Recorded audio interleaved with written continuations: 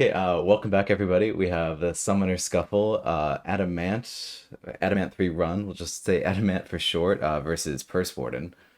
And we had the community vote. It was a close tie, or not a tie, slightly one more vote for the vampires for the Crimson Order. It was 8 votes for the Crimson Order and 7 votes for the Vargath, taking on the Phoenix Elves, guaranteed. And there's been some controversy about this matchup. Some people saying it's way in the Crimson Order favor, some people saying it's way in the Phoenix Elf favor. Um, Fuzzy and I think we can both agree that we have no idea. That's Um, an easy one to agree on.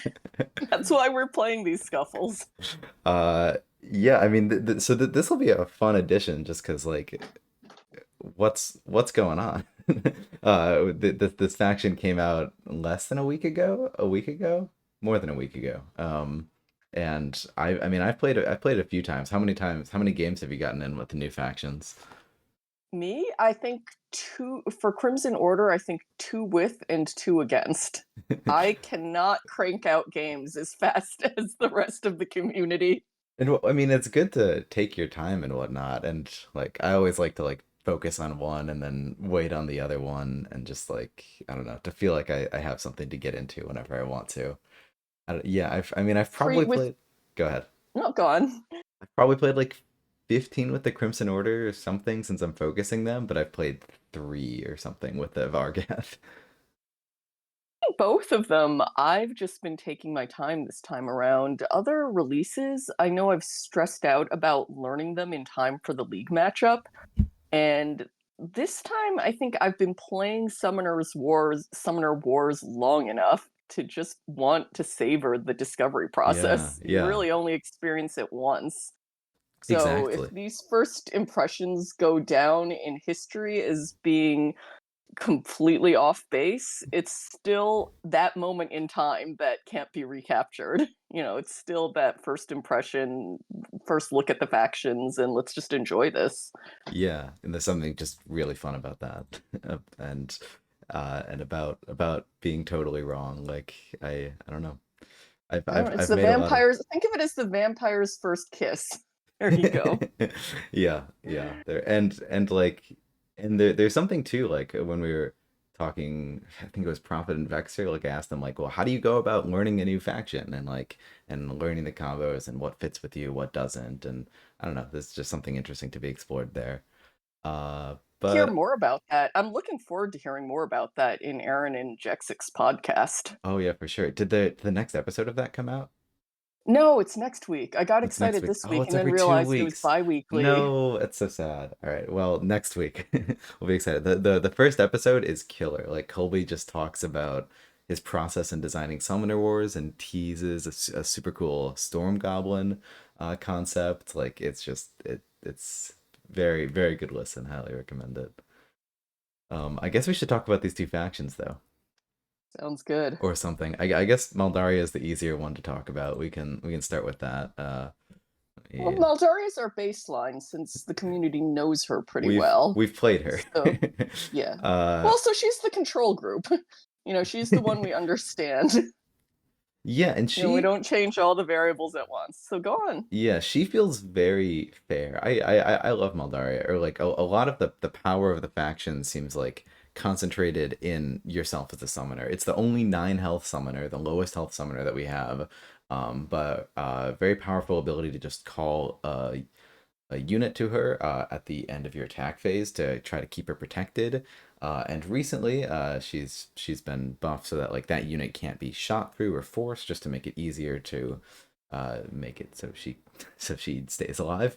But like if you, a lot of times I feel like the strategy can just revolve around how do you get value out of Maldaria, because if you're attacking with 4 dice every turn, that's value. You're going to be in a good spot, and so your opponent's going to try to stop you from being able to do that or make you exposed and punished for it. So yeah, I mean, a lot of decks center around the summoner, but I really feel that. And then your I guess we should always be saying the deck building symbols. The deck building symbols are fire and divine, which is protection. And so we're all about fire is represented by just a lot of direct damage. We quick shot, shoot an enemy unit.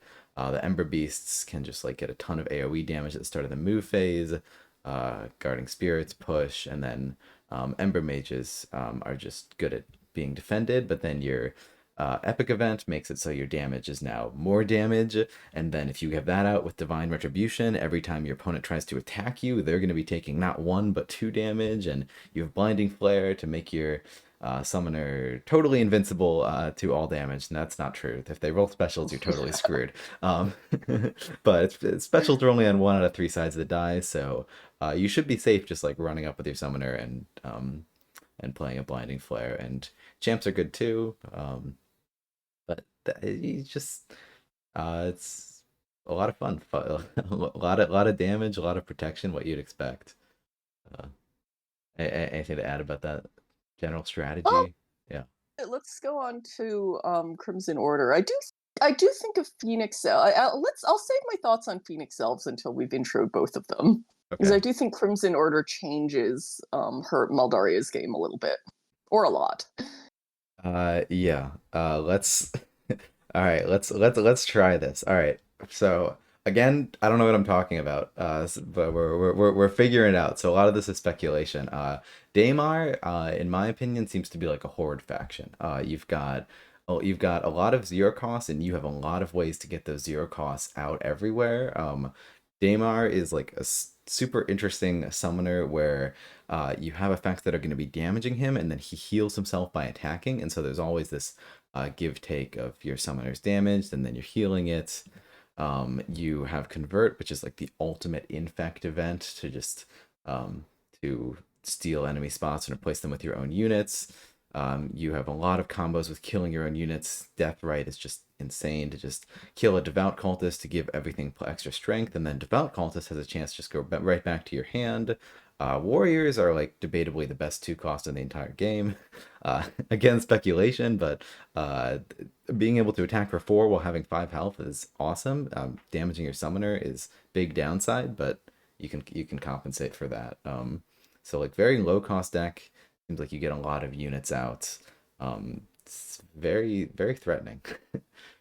What are your thoughts about these guys? Because that's, and feel free to disagree with any and everything I just said. In order, we're all still learning. The thing I really wanted to say about Phoenix Elves is I always think of it as a pretty tight resource management deck. I feel like the units are squishy unless the protective events are up. Maldaria herself is squishy. And no one is really a massive attacker other than Maldaria. So you really have to get Spirit of the Phoenix out at the right time, be doubling down on the Ember Archer, Ember Beast, and Royal Guardian damage. You have to have kind of the hand management and card flow to have your defensive events up. It's not I don't find it to be an easy econ deck to get champs out. I don't necessarily find it easy enough to get enough kills, to get enough magic, to get all Finessa. All three champs are very good. Fire Drake is expensive. People are playing it a lot more now that Maldaria's ability got buffed and she can call it to save the queen. But I always find myself a little bit tight on resources with just having to budget myself basically. And Yeah. I feel like Crimson Order changes that by flooding the board with magic. It has a lot of Interesting. squishy units that I think make it a little bit less tight on the purse strings. But the question is really how much stronger does that make Phoenix Elves, and can our Phoenix Elves contestant Pursewarden figure that out in time? Figure out how to maximize that in time.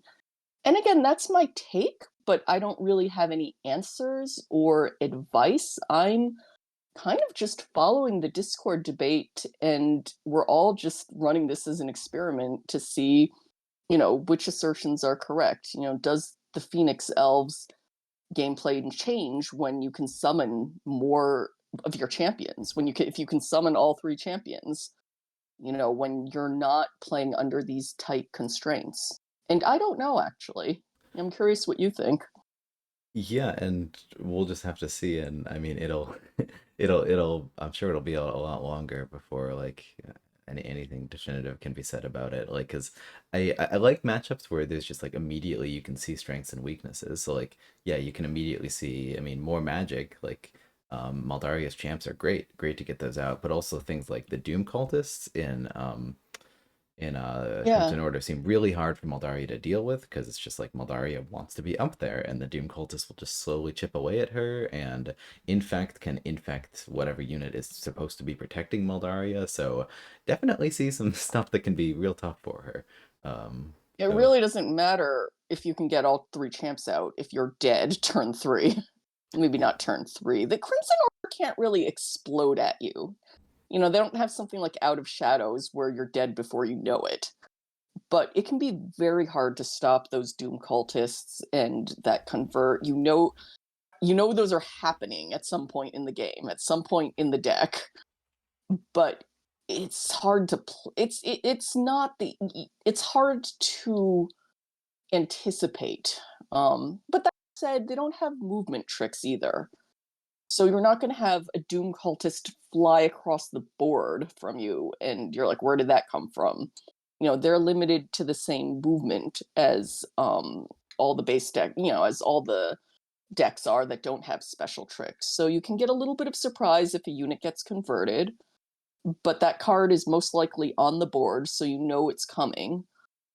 And you can get a little bit of surprise with death rights that a unit disappears and now the unit behind it can shoot at you.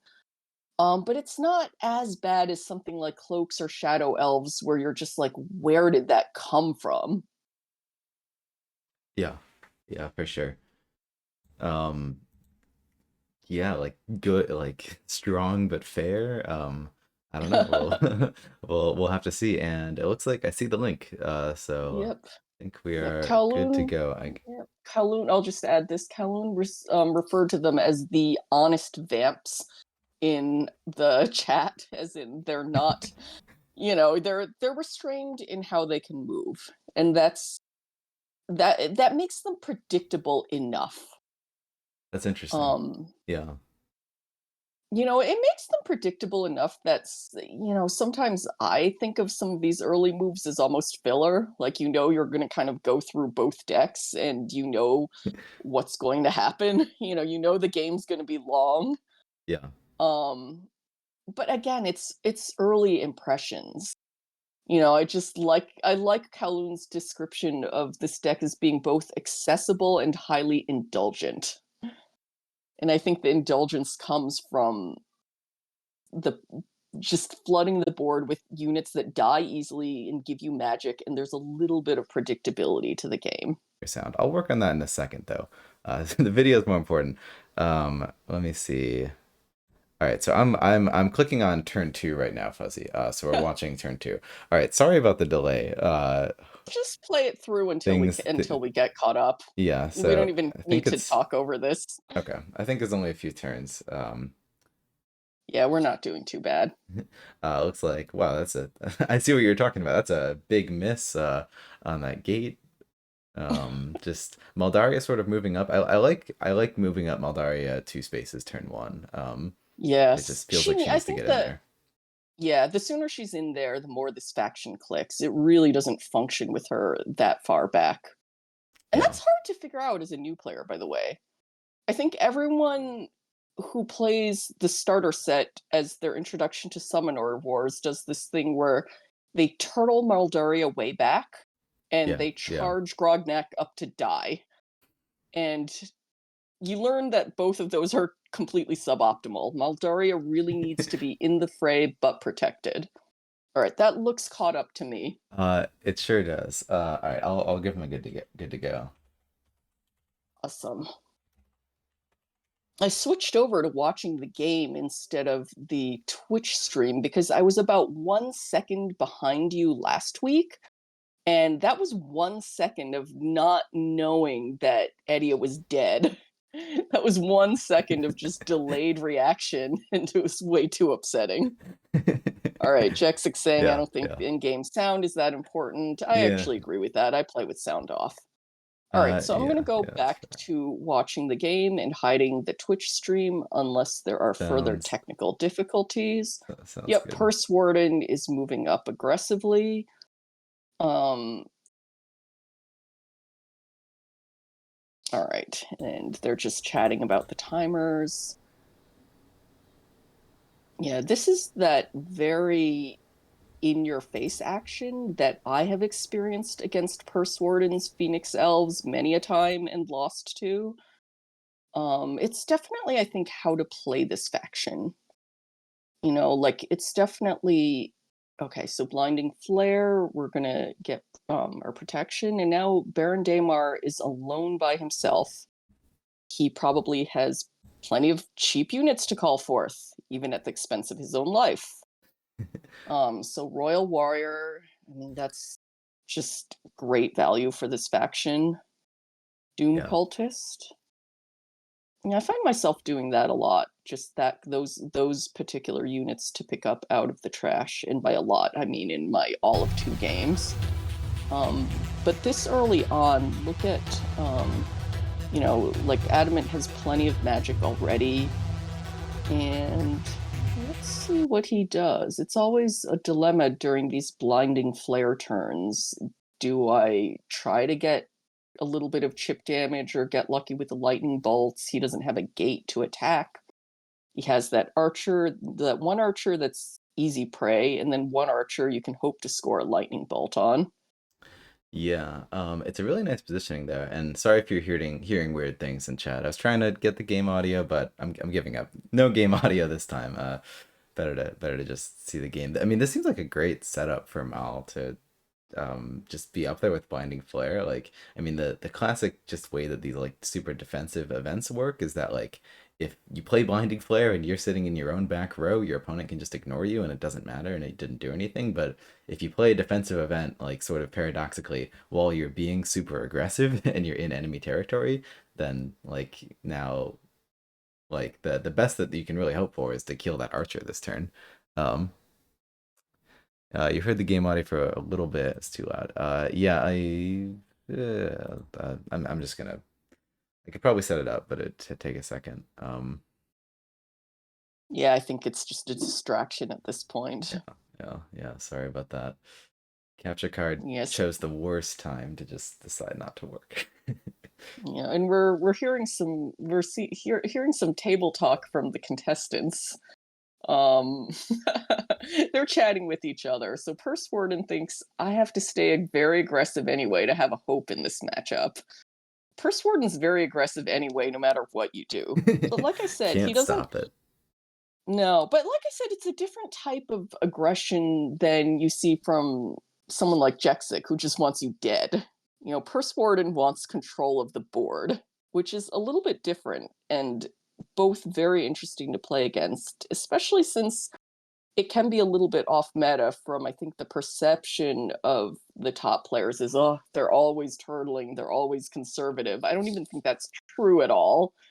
You definitely do see very aggressive, I'm going to go for it plays.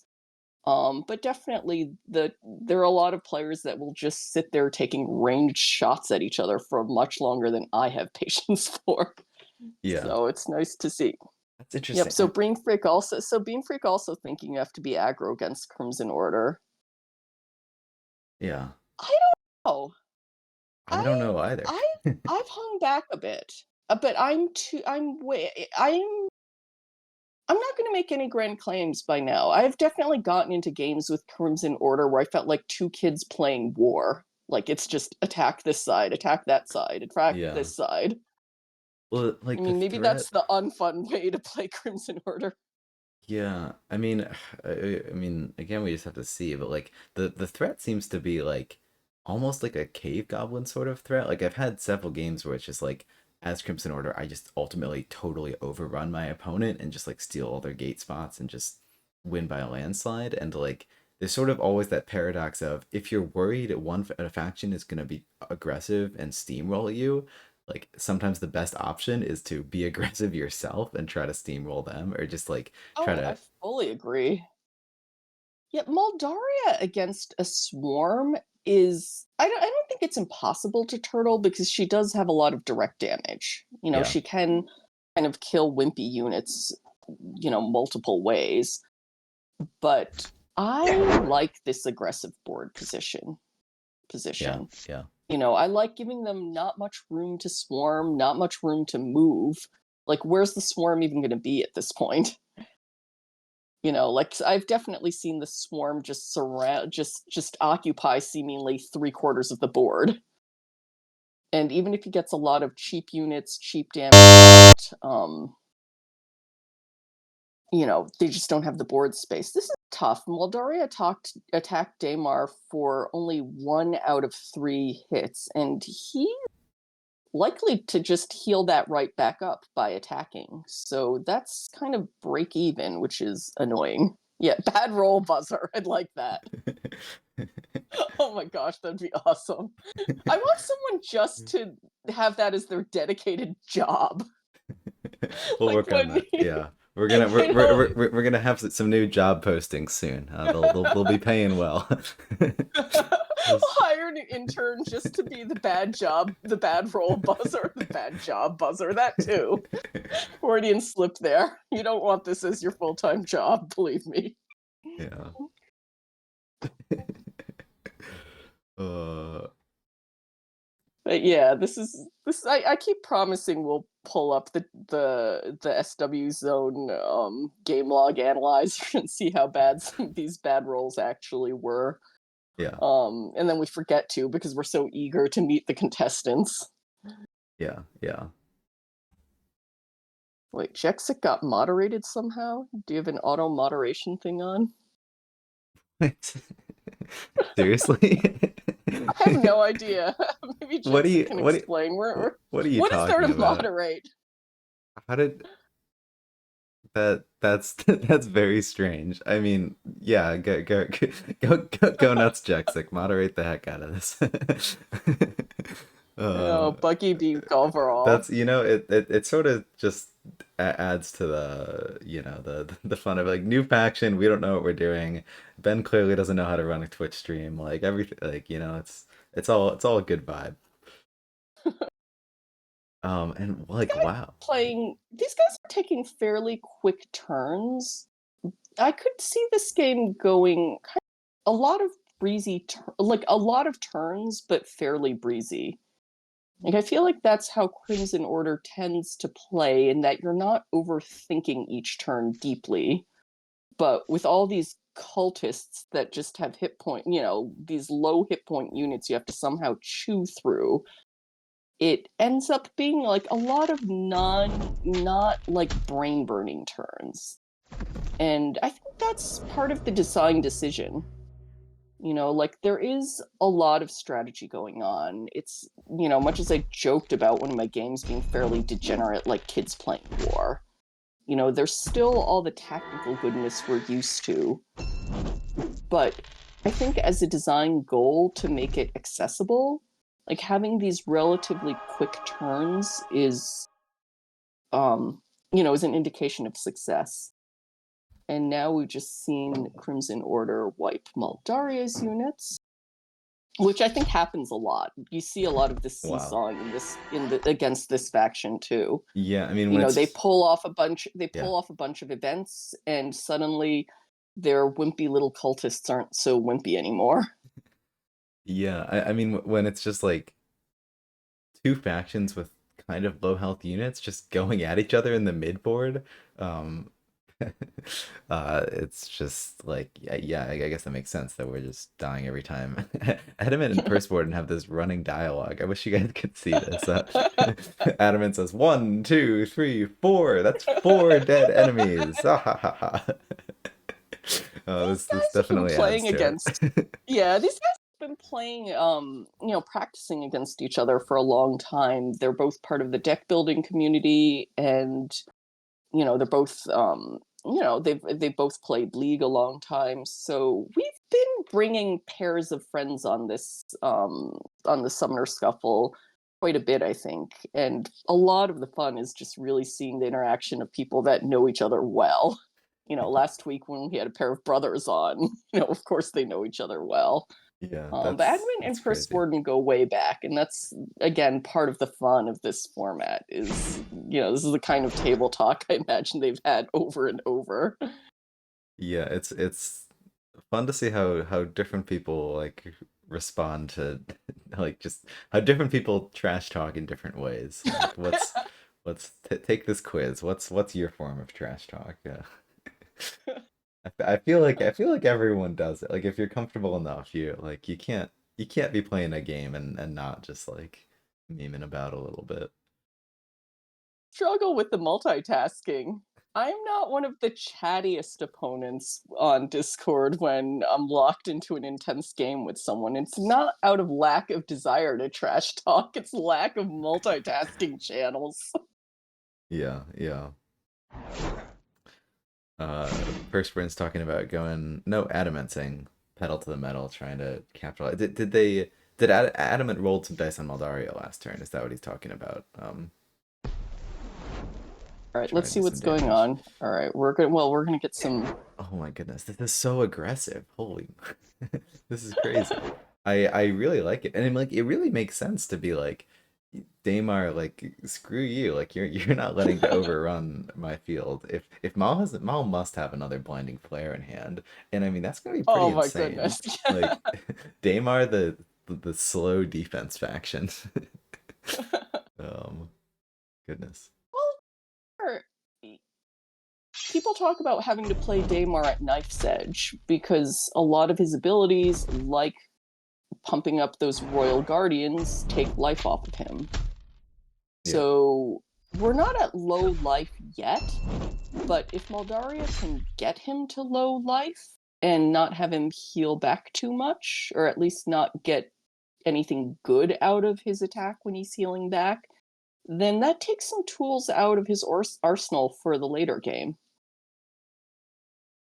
One thing that's interesting is that Pursewarden's definitely not rolling in Magic the way we all seem to predict is going to happen with Crimson Order. We've talked a lot about having the game go long and being able to summon all three champs, and yeah. I'm thinking Pursewarden just wants Daymar dead without all that fuss, It's interesting to put the without all that archer. nonsense. Yeah, it's interesting to put the archer on this on the side to our left right now. Like I would have thought to put it over to the right, because I'd be worried with Daymar getting a unit behind Maldaria.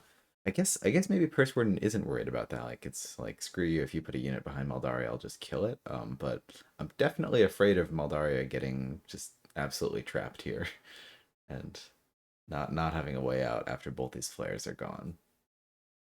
I would be terrified by that too. And yeah, Like like yeah.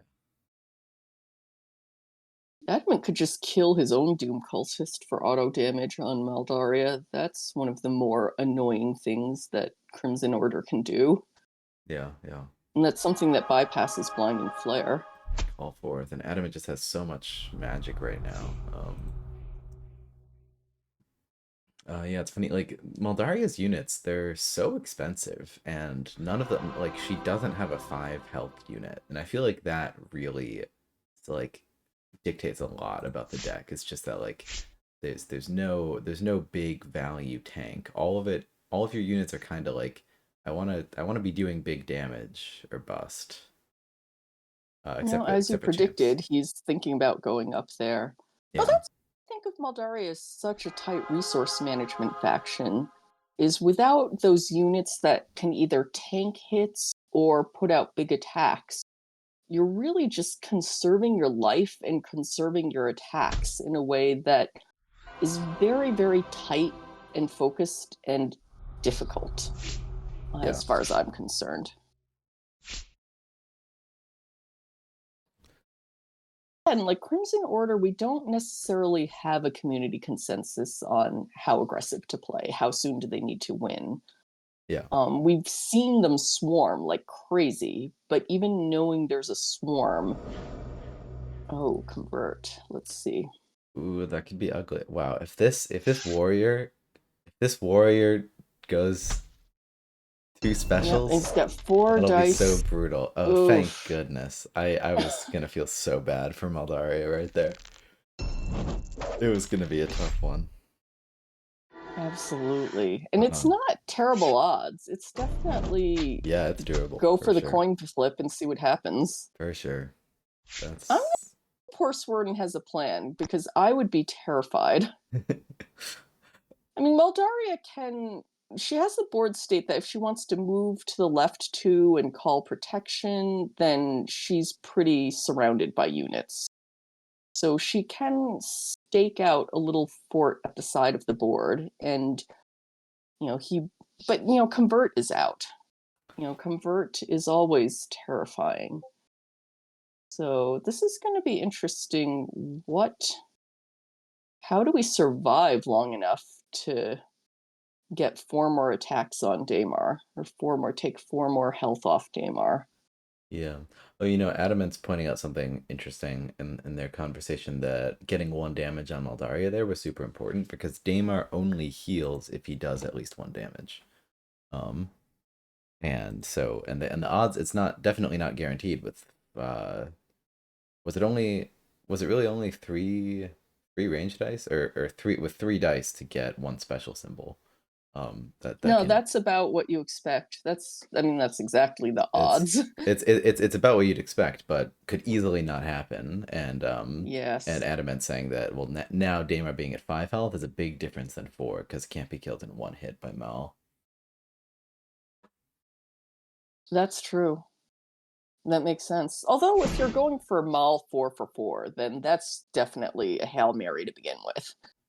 That's definitely, I have no other options It's whatsoever. true though. Like I don't know. I feel like I find myself playing around my opponent's Hail Marys, even when it's very unlikely they would go for it. Like if I know my opponent could get a shot on me, like I try to avoid it.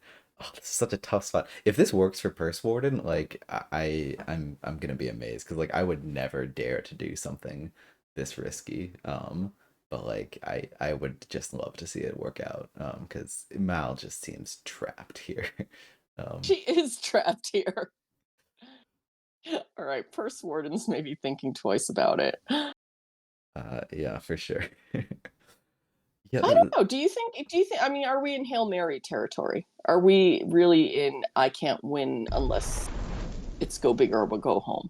um, like I would say not quite though. I am apparently very whoa. That did 2 damage. How did was that? Wait, how did the devout cultist in front of Daemar die? What happened there? Were there Was two? there a Sorry. phoenix up? Did I miss that? Sorry. Ask it again. No, there's no spirit of the phoenix up. I'm a little bit lost too. Oh, okay. Wait, I think there was a Mm. visual glitch. I'm gonna reload my page real quick. um. Okay. I'll do the same. Burn. Okay, so we burned the devout cultist. Okay, so the Yeah. Doom cultist in front of the 10 health gate is alive. I thought it was dead. On my Yeah, I screen it was saw it. dead. I saw it die too. That's really funny. Okay. I'm glad that we both like are not not gullible enough to just like take that in stride. We were like, wait, how did that die? Uh, to, to notice that. Sorry, you were asking a question about is it Hail Mary territory? I feel like I'm always bad at calling when it's over. Like so that like someone will say, "Oh, this game's over," and I'll be like, "Ah, you still got a chance." And then 2 turns later, I'll be like, "Okay, you're right, it's over." Like I I always hold on to hope for a little bit longer than I think most people do. So I would say not quite. I mean, Mal can move to the side. Mal can summon units adjacent to her. Like, I don't think not quite, but if it's definitely a believable take that we gotta. Ooh, that gate. Yes, Oh, yes. that is such a Pursewarden move. That gate is such a Pursewarden thing to do. Yeah, yeah.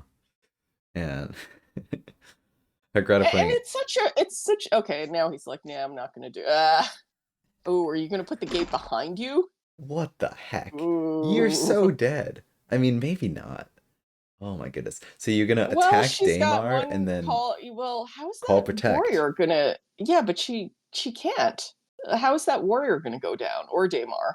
Well, you just push the warrior out of the way, Oh, that's true, that's true. and There you go. who cares? I don't. Okay, and then you've got Call Protection, and Maldaria is only attackable on one flank. I mean, Daymar could throw 4 dice at her with a Sacral Priest, but I guess that doesn't matter because Yeah, I mean, yeah, if he can't summon, well, I mean, another he can chuck 4 burn. dice and then yeah, I bet Maldaria has a burn in hand. Well, no, I just checked. Both burns are gone. Actually, that's. Oh, that's right. Yeah, I was hoping it'd be another one. Oh, I must have. I missed the attack by checking, All right, and 4 that for guard 4. hit it. Well, Adamant, Adamant. oh well. Wow, a prophet. 1 health Daymar. Are you gonna be able to finish it off? I mean, with no more burns, like, yeah, go ahead. Yeah, no, I was gonna say I think Pursewarden was owed those dice given the bad rolls in the beginning.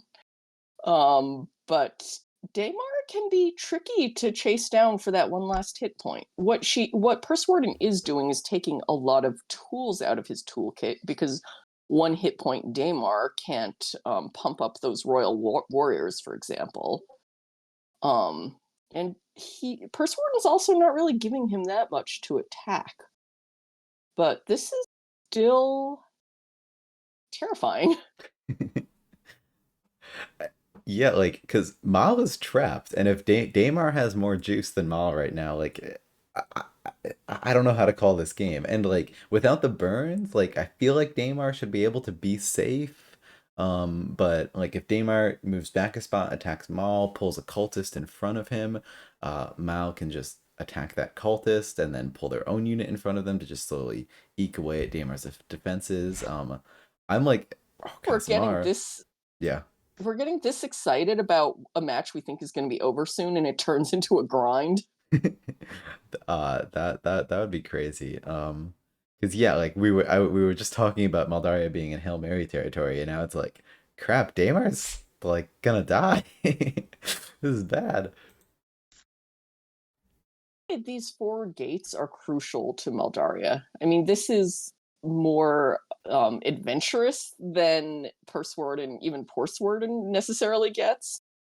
But nobody plays these forward gates with Mal like Pursewarden. And I think it's something that you kind of have to do with aggro Mal is again like ration these gate placements, these events, these Spirit of the Phoenixes, and just have it Yeah, yeah, all emerge in one coordinated push. You yeah. know, I don't know if anyone else thinks of it as resource management, but I definitely do. Is just the gates, the events, and the units. You don't have a lot of margin for error, but if you Ooh, use them well, that's where the stick shines. yeah. That said, Mal's pretty trapped. Mal's pretty trapped, and this is a great setup because just to put a big health unit in front of Mal, so Mal can't kill that unit and then summon her own thing into there. That's very helpful. Um, and I love the Absolutely. gate setup too, where now the Royal Guard can't push the warrior for the 1 extra damage. That's very strong. Oh, that's Daymar. so infuriating when Royal Guard is reduced to a 1 attack unit. Yeah, yeah. Daymar attacking his own unit to heal himself so the warrior can attack. I love it. I love Daymar. And only doing 1 damage. Oh, and the convert to block him off. That is awesome. Wow. That feels like game. I don't know how Mal gets out of that. I don't see how. I mean, Mal maybe can take down Casamara in 2 turns, but I think you, in the time it takes Mal to even attempt to free herself here, she will be no longer in this world. I can't argue any of that. Can't confirm it either, but All right, so we're gonna die fighting though. yeah. And Pursewarden is saying in chat what her grata predicted that once you kill these cultists, a die is rolled, so you can't take it back. And Pursewarden said they've messed up a few times things that they might have wanted to take back, and that's understandable. That's definitely That a is shared very experience. understandable with how new these factions are to us and how you know how little you expect some of these unrewindable moments. And definitely, usually you think of direct damage as something that you can rewind. Yeah. Yeah. And cultists can definitely throw you off. I remember my first and only foray at deck building was Adamant3Run's garbage gladiators, and we all had to use Conqueso. I just got so upset when I moved Conqueso and couldn't take it back. Like, I'm so used to just being able to move as much as I want and Yeah. fiddle around with board states. I've a funny clip of like Iridium playing with the Conqueso deck and like getting some in crazy moments of like there was an 8 damage Conqueso move at some point, but there was also Conqueso moving adjacent to like Takulu on accident and damaging Takulu and being like, whoops, didn't mean to do that. Was my very first garbage gladiators claim. I killed my own, 1 life Rust Rider and was like, this sucks. Yeah, yeah. like, garbage gladiators suck. Screw deck building, never coming back. Yeah. Uh, this is Oh, funny. Jexic's still trying to get me into it. Jexic has not given up, and he's right to not give up. It's fun. I mean, I think everyone's gotta come to deck building in their own time, like, because there's so much in the base game. Like, yeah, I don't like. I think everyone can appreciate deck building, but it's definitely not like jump in right away, gung ho sort of thing. Have you Uh, noticed what's happening with his board state, Ben? um, something. What would you say? Pursewarden is going to be able to retreat. Yeah, well, I mean, it's gonna be 4 damage on Mal this turn, but then the warrior dies. I love Daemar chomping on the devout cultist to get some extra damage, to Oh, get it some extra always feels health. so good when you don't even kill the devout cultist. You I just, know, yeah, you just got a free heal. yeah. I did. It took me a while to like realize that Daemar could eat his own units, and boy, that's just so much fun. Oh, it's such the classic. My opponent did this thing to me that I had no idea could happen. Yeah, yeah. But yeah, And Maul's got to get out of there. Like yeah, the archer and the guardian are not much use when they're packed like sardines like that. yeah, for sure. We'll So I mean, she see. won't die. She won't die this turn, and there's enough magic that Pursewarden can pull something off. But it's gonna be interesting to see if he can engineer a retreat out of this. I think he has to retreat. I think so too. Though, like, interestingly, I don't know. Like, if the warrior attacks Mal, it's gonna die, and then that spot's open, and like, can Mal take advantage of that? Probably not. Um, All right, so well, Adamant's definitely trying to cut off the retreat. yeah. Oh, and we have we still have convert up, which is brutal. Yeah, if you get that archer, that's gonna be tough. Oh, there's a kill here even. If you convert that archer into a devout cultist, you can attack Mal for 6 dice. Oh, you're right.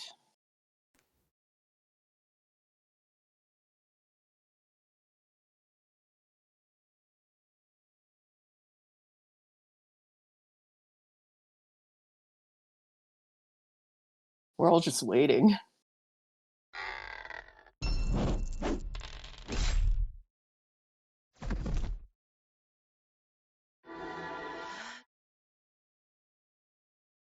No, but goes for. Oh, I no, actually, I think I was wrong because Daemar, in order for the warrior to go for 4, Daemar needs to have 1 extra health. Which he And got by healing yeah, himself. yeah. But then we don't have now. We only have 1 more attack, and we need 2 more attacks to get the win here. Good point. But like a Doom cultist behind Mal, how do you recover from that? Oh, if there's that one event actually, if there's the event that just kills the Doom cultist, Oh, that's one game. life. Do we have it? We No. don't. Oh, well, the guardian can shove the doom cultist out of range at least. Yeah, it's. I want to see it. Like it's somehow Yeah, I not want to over. see it regardless of whether it's hopeless. But that means Mel has to stay where she is. I mean, and she can pull something up to that spot in front of her. So like honestly, it's not like ridiculous for her to stay where she is. Like she might be able to hold that spot. Oh my goodness, No, she's Pursewarden not. has so Pursewarden has 7 magic. I didn't notice that. That's pretty crazy. One more and that was Well, Drake right now. that's what people were predicting about this game, that it would be flooded with magic. Yeah, yeah. Makes sense. Oh, I love this though. It'll be one health Mal versus one health Daymar for. Yeah. Yeah, It'd be and hilarious if it went on a while. yeah, and maybe something we didn't or I didn't mention at the beginning is that like how much Daymar kind of feels like Maldaria with his ability Faithful Servants to just summon a unit. So he gets an attack in the attack phase, and then after that you just summon a unit in front of him. It's just very it's just sort of just a different version of Mal's ability, which is very cool. And so it's just it's the two like protect decks just facing it off.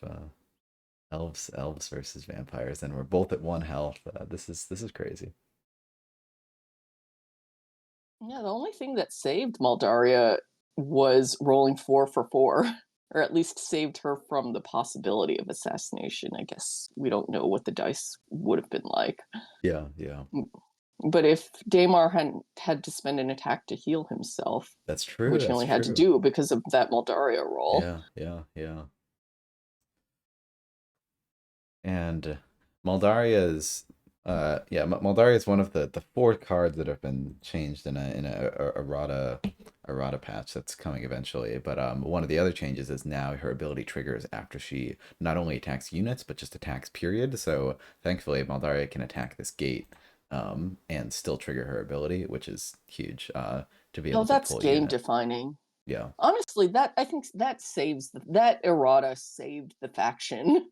Yeah, Maybe it that's a bit of an exaggeration, but no, it's it's just such a great. small, it's a change to one card that really redefines, I think, how to play and how we think of it. And I Yeah, am all yeah. about this common swarm, by the way. I am all about this common swarm rather than trying to go for a champ right now. Outswarm the swarm faction. In this case, in this board state, with so many ways to try and get that one doom cultist up there, I think you kind of have No. to. Well, he just Oh, you wants can it just out push of it the to the way. side. Yeah, yeah. Well, I was Yeah, he worried it just wasn't wants gonna it gone. die. Yeah, okay. So we're fine. We're I fine. mean, yeah. He just wants So, it to die elsewhere. yeah, I guess. Oh my goodness. Oh. Because if it didn't You die, know what? then yeah, go ahead. No. I was just laughing at the rolls, but he didn't need anything more than that. Yeah. Oh, and actually, I'm worried about Deathrite being able to kill a cultist on your own turn, but it looks like both Deathrites are also gone. So, we're chilling. Oh, and I missed an attack where Mal attacked the gate, did 3 damage, and then after that, pulled the mage in. I mean, this doesn't look like a terrible spot for Mal. I'm not familiar enough with the tricks of Daymar. Like I can't really think of anything that's getting into Mal right now, but I definitely could be missing something. Like cuz convert it's hard to convert the Ember Mages when they're only attackable on one side. Always nice to see a unit like Ember Mages get their chance to shine. Yeah. Yeah. I think sometimes we all pile on a little bit when people make tier lists and write off a unit as weak. And definitely Ember Mage is terrible in some matchups. Any matchup like Sand Goblins that can just throw around splash damage like nobody's business. The mages, you feel pretty sad about the mages. But this is not bad at all. And unless I'm missing something, I think they just have to attack each mage twice. I still don't know Crimson Order well enough to just automatically pull that up.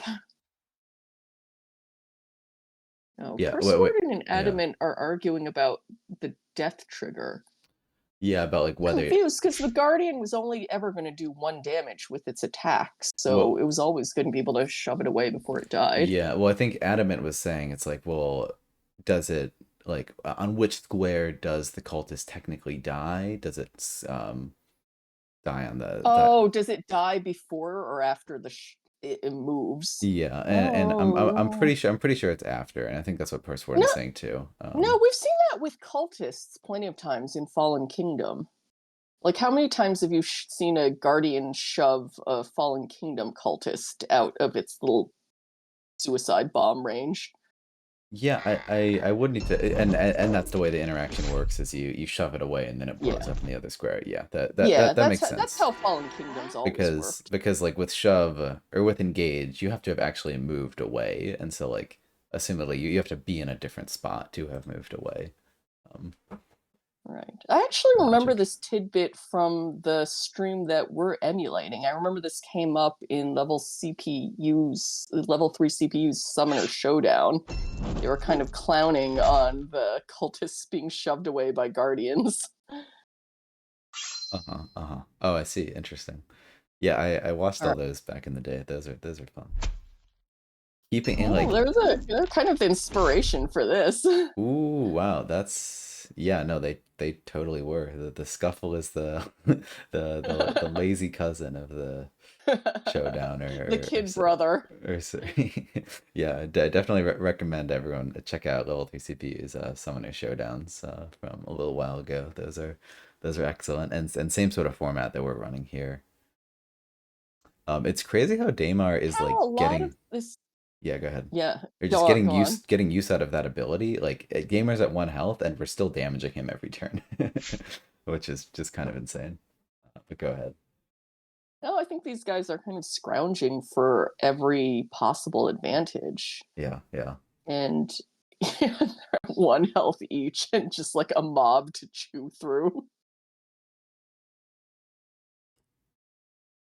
And I definitely feel like a lot of the older content has held up well in terms of strategy and gameplay.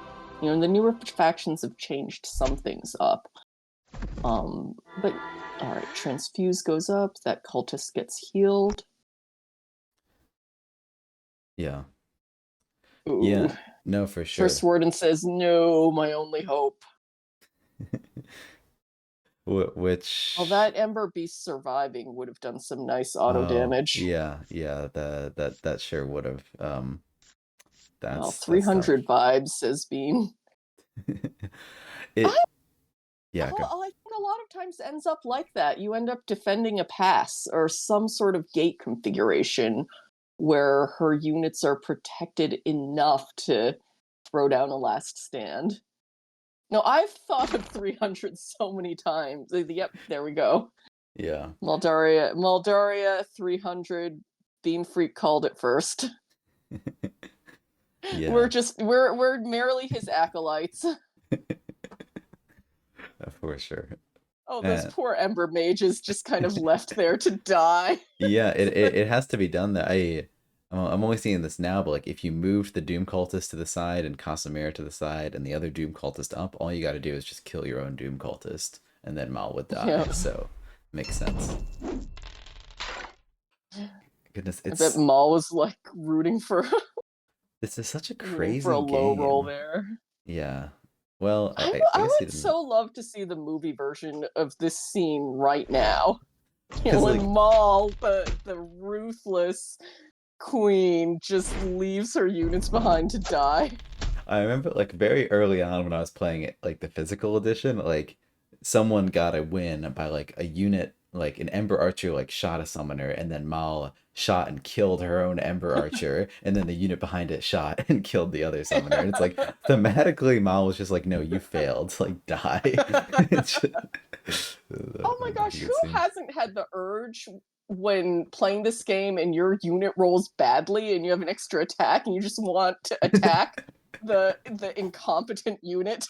Yeah, yeah. I mean, I guess if Who you ever hasn't have those who hasn't urges, Daymar is the faction for you. This is true. Well, Koldak too. Yeah, I've yeah. definitely I've done it with Bungle Dwarves by design because that's how the faction works. And then other times I just want like Koldak to not just get rid of that underperforming unit. I don't care why or how. Just get it off the board. You failed me. Yeah, yeah. But yeah, like this this game makes such a good story because it's just like Damar's at 1 health and barely escapes, then Mal's at 1 health and barely escapes. Like it's you couldn't ask for a more intense game right now. Maul can throw down mountains, clearly. Yeah. Oh, and I'm very happy that like Adamant's strategy is working out here to be aggressive because I'm very scared to be aggressive here. This is so hilarious. Like, you'd think this was like fungal dwarves versus vanguards or something, not like not a Phoenix Elves game at all. Yeah, like just this entire block. This sort of looks like a coffee mug sort of shape that we have going here. One of those Uh, sliding block puzzles, and the stupid Ember Mage is just taking forever to chew through. yeah, there was some sort of clip from like a deck building game where like quite literally like more than half of the board was just pack to pack units. And it was some sort of like Valeria game where it's just like none of your roles are ever doing anything. It's just a stalemate forever. Oof, that miss is tough, though actually Casamara can probably still hit and get a kill there. Imagine is the plan here. That was the idea, but now we're just eating ourselves to get a few more hit points. I bet Mal wishes she could do that. I know, right? It feels so bad. She's ruthless enough to, like, she would study at the Eternal Council of Collegium trying to master that art. Yeah.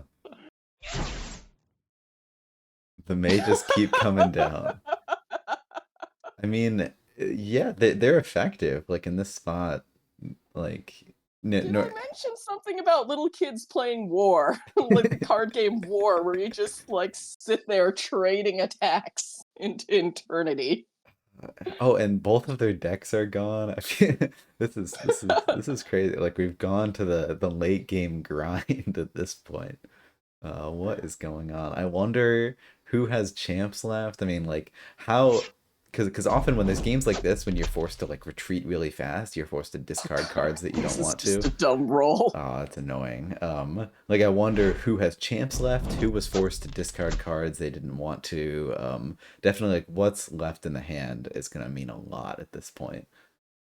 Like Oh, if Mal absolutely. still has Finesse Absolutely. or something, that'll be awesome. That Oh my gosh. How can you not root for Finessa in this game? And Casimira's, wow. Did Casimira just survive get another chipped round. away at by those Ember Mages? It hurts. Casimira's got. I mean, has she gotten any blood thralls actually? Has she gotten Yeah, one? she did. She got Okay, that good, good. first Ember Mage before Pursewarden just replaced it with another. Yeah, yeah. So then we definitely have a Doom Cultist in Adamant's hand. Now, this just looks like mountain passes or something, like in 300. I don't see them as gates anymore. I see them as part of the landscape. Yeah. And that's another cultist. Woohoo! Because we totally needed more.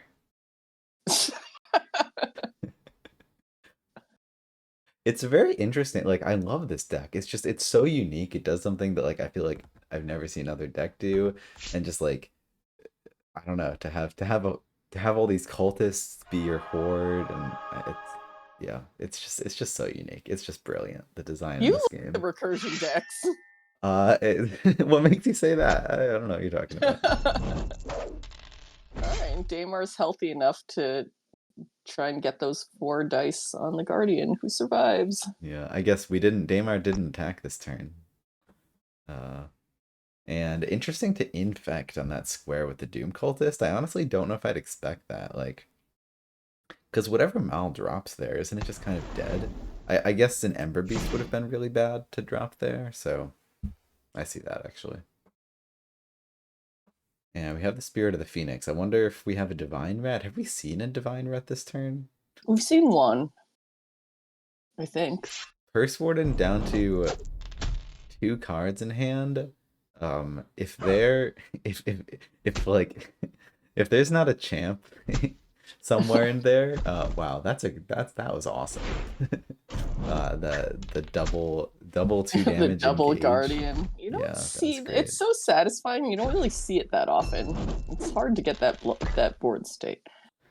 Right now, are you going to Um, destroy that? Oh, okay, and you're gonna pull that, you're and on offense. then Divine Nice, Ret, and the awesome. divine ret. You And the called it. last card is Finessa. Please, we need Finessa. Otherwise, I feel like we don't have enough juice to go up against like all 6 of these Six cards. cultists. But Finessa Not might all be able to do cultists, it. but I believe. oh, finesse is the one you want at the gate at the Battle of Thermopylae. Like Finessa can look. You don't need 300. You just need Finessa holding down the pass by herself.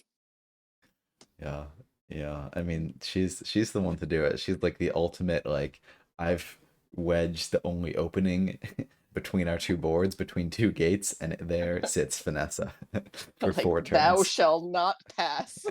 Yeah, just great. Like you could definitely make a tier list of champs that are like champs that just like chill on their own. Like you play this champ and you're like it's doing good work even if like there's nothing else on the board. And I mean with the right setup, but like Finesse is one of those just very independently good. And I guess Adamant's forced to take a more passive role here. Cultist is gonna die. Goodbye. Feels bad, but I guess you kind of got to go for it.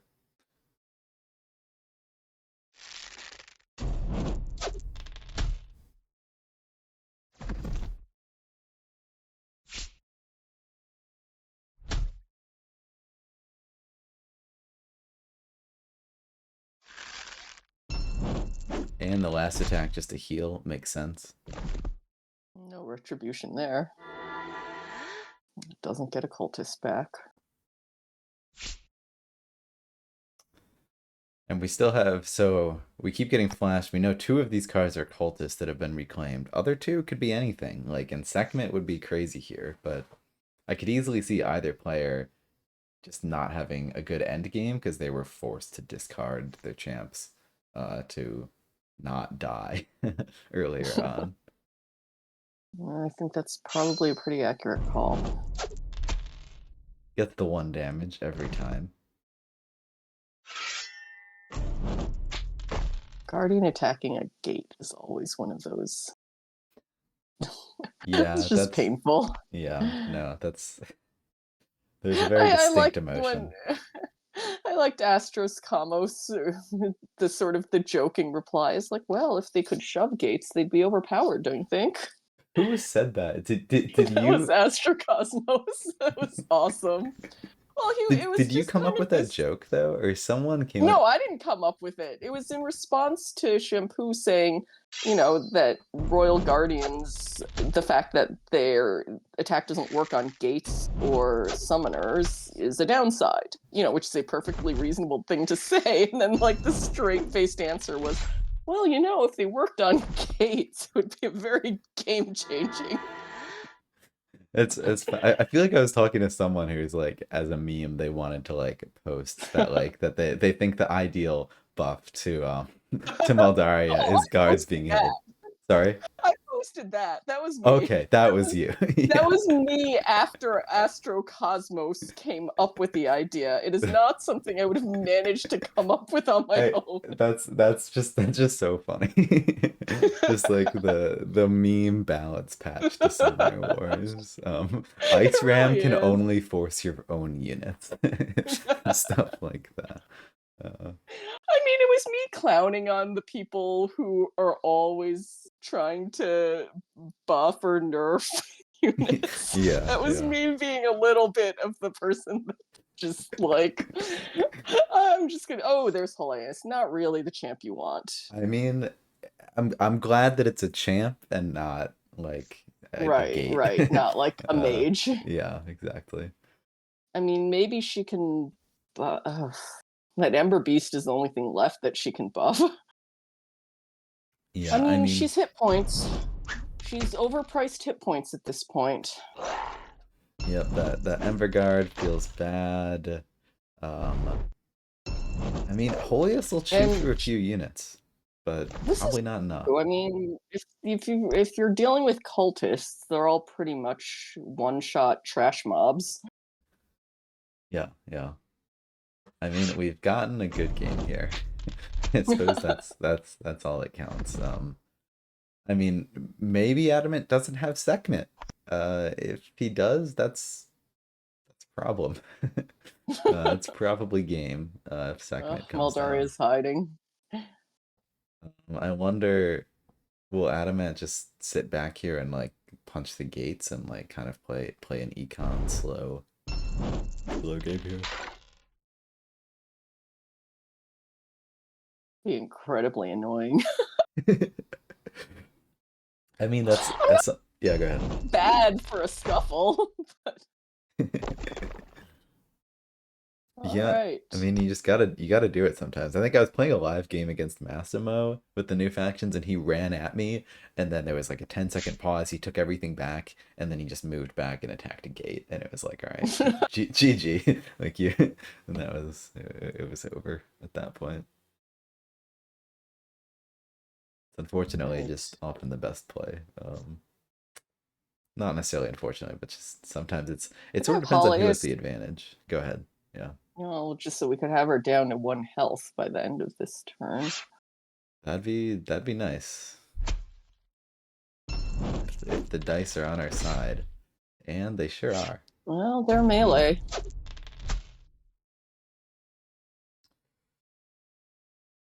Yeah, we'll definitely take that. And so what? There's one. So we got two cultists in hand and one other card. What that card is honestly determines this game. I feel like. I mean, maybe not. Maybe on board. Maybe the two cultists are enough to deal with Maldaria. I guess they are. Only 5 health of units on board. Probably over. Maldaria needs that warrior kill. 7 ranged dice on 5 health is not what I'm in love with. Yeah. All right, all right. You always root for good rolls at this point. Yeah, for sure. Especially for whoever's the underdog. Right. But I think at this point, or I should say this, I know I at this point would root for the whatever the dice probability are rolls. Yeah. Like the let this game be determined by the players and not by RNG. Although like the 7 out of 7 rolls are exciting too. Yeah. But yeah, I agree. It's really down to those last 3 cards in Adamant's hand. Yeah, and I mean, in games like this it's only when it's super close and both players have decided to take it to the end game that like you'll really see, you can see dice determine a game. It's got to be real close to do it at the end here. Maltaria's deciding which unit to save. It's a tough decision. Yeah, I probably agree with Holias because like summoning the beast is just like it's gonna be hard to use that beast in Ooh. the future. It's a warrior, so we know Oh, everything. look what's coming. Assuming that warrior goes 2 for 2, it's game. Oh, that's annoying. That's I mean. agree. I That's agree. That's that's no fun. That's no fun. I wonder, could Mal have played around that too, oh but like okay. couldn't? Now we're just gonna. Yeah. I agree. You have to take that attack first. But now we're just being kept in suspense. Ooh, 3 for 3 And just to add the insult final to roll. I injury. mean, it was over either way, but still. Oh yeah. And that's it. The Doom Cultist for the win. The last damage. What a game. That's really wonderful. I'm glad we got to show off such a crazy game. I'm crazy. I think this is the new normal for this faction. New normal is 1 health on each summoner for the rest of the. I mean, maybe. Surprised that this is what we get used to when we see Crimson Order show up in games. Yep. Chat is agreeing. Always rough to die to a Doom cultist. These guys are annoying. I think even, especially now when there's still the element of surprise, like because we don't know the decks that well. Just the surprise of dying to a Doom cultist is almost worse than dying to a Doom cultist. And once we're used to dying to Doom cultists, I think the dynamic changes a little bit. For sure. Yeah, it always it takes a little bit to get used to all the tricks and whatnot.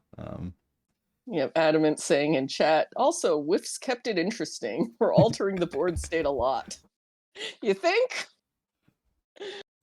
Definitely the whiffs kept it interesting.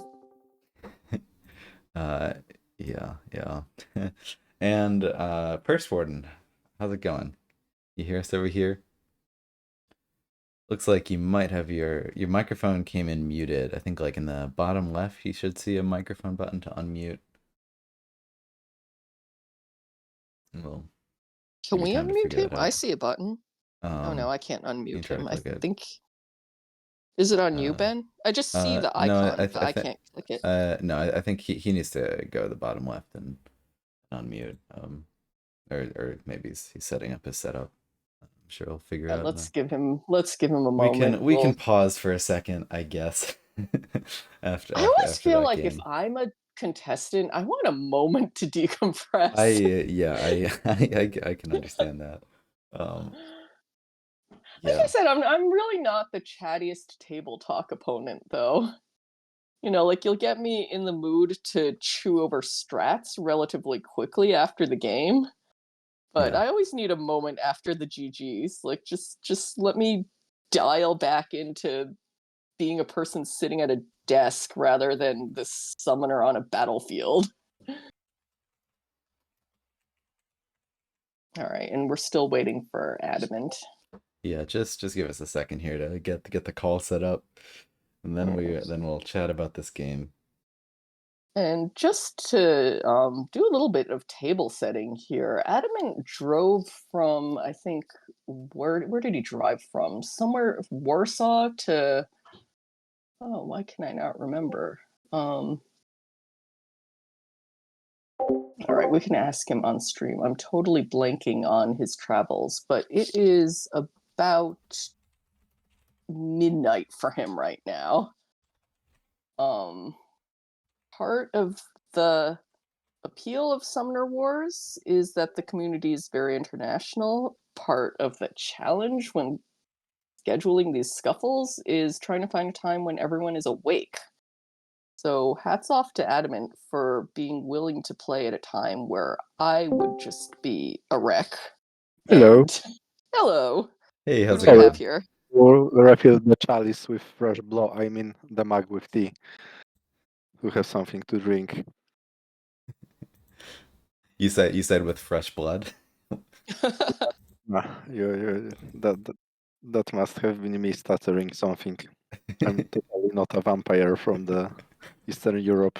Uh, Oh my yeah. gosh, you do have the Eastern European thing going. That's awesome. Oh no, Yeah. no, no. Now I need to picture you in like a castle on top of a tall mountain crag, and Pursewarden and a few friends are, doing this meandering journey to try and find you and hunt you down. I much prefer you sitting in a castle somewhere, You're not far from drinking. the truth. I actually been this week to the castle in Prague, so I've got that covered for you. Nice. And it Wow, sounds that's like this awesome. was a vacation. Yeah, we may keep it that way. That's less vampiric. And Well, maybe thank you for making the drive and coming down here. So I forgot. So you drove from Prague to Warsaw. From the How Dresden, actually. Dres? Prague was just a stopper along the route with multiple destinations along the way.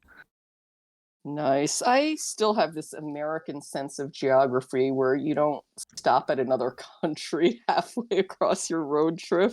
And I know Europeans can be the other way around. Like, what do you mean we can't cover America in a day? Yeah, yeah. yeah, your America is much bigger, that's true. But going back to the game, what do you Let's think? real What's your quick. I think impression? we're having issues getting Pursewarden into the server. I'm gonna hang up this call and I'm gonna call you guys on our group chat and see if that works better. Okay, so Okay, it'll sure. just be a second.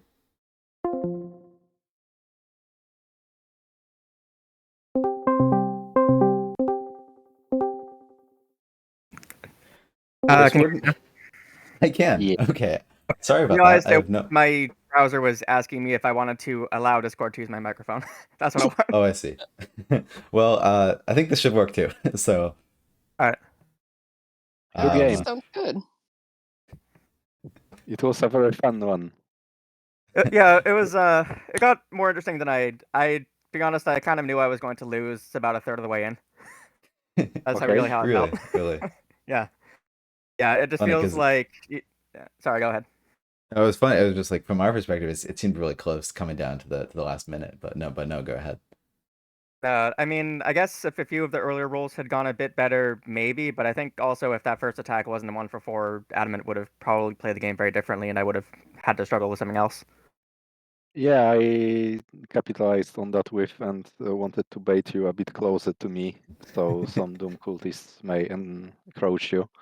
Yeah, The thing that made I was nervous for the entire game, but the thing that made me more confident in me not blundering this was that you've used both burn.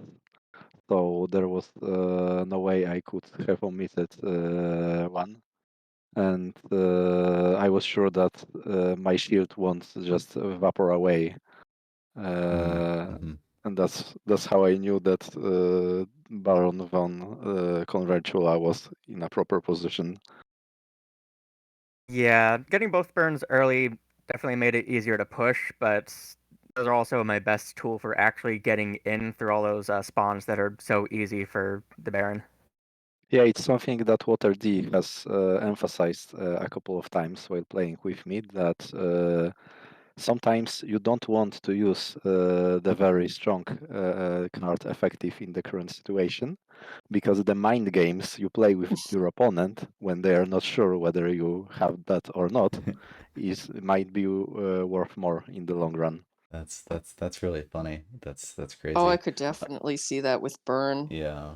Let me interrupt for a quick second and ask just real quick for both of you to introduce yourselves. And maybe Pursewarden, we could start with you. Just I'd be curious to hear what got you into Summoner Wars, like how long you've been playing it for, and what do you love about it? What keeps you coming back?